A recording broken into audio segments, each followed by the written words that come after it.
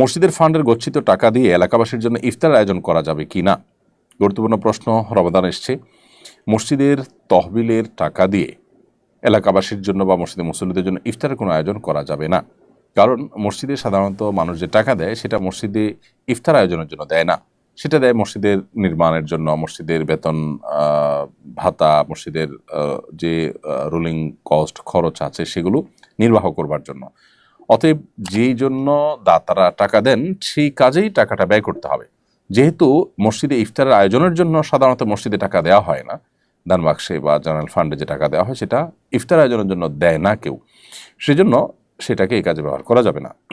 এই জন্য কোনো মসজিদে রমজান উপলক্ষে যদি ইফতার আয়োজন করতে হয় রোজাদারদের জন্য, তাহলে এর জন্য আলাদা করে তহবিল গঠন করতে হবে, মুসল্লিদেরকে ঘোষণা দিতে হবে যে আমরা রোজাদারদের জন্য ইফতার আয়োজন করতে চাই, আপনারা শরীক হন। সেক্ষেত্রে মুসল্লিদের সেই তহবিলে যে টাকা দিবেন সেটা দিয়ে তারা ইফতার আয়োজন করতে পারবেন ইনশাআল্লাহ তাআলা। শামসুন নাহার আপনি লিখেছেন, স্বামী যদি মোহরের টাকা না দিয়ে স্ত্রীকে দিয়ে সই করিয়ে নেয় যে মোহর বুঝে পেয়েছে, এতে কি স্বামী ঋণমুক্ত হয়ে যাবে?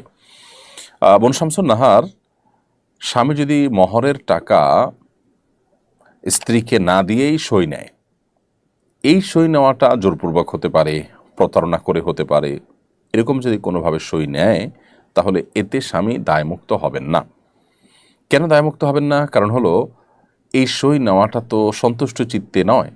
স্ত্রী যদি তিনি সন্তুষ্ট চিত্তে জেনে শুনে ঠান্ডা মাথায় স্বামীর এই পাওনাকে এটা মাফ করে দেন, যদি বলেন যে মোহরের বাকি টাকা আমাকে দিতে হবে না, কিছু টাকা আমি পেলাম, বাকিটা ছেড়ে দিলাম, তো আল্লাহ তাআলা বলেছেন ফাকুলু হানি আম্মারিয়া। তাহলে মেয়েরা যদি কিছু নিজে থেকে খুশি হয়ে ছেড়ে দেয় তাহলে সেটা ছেলেরা অর্থাৎ স্বামীরা সেটা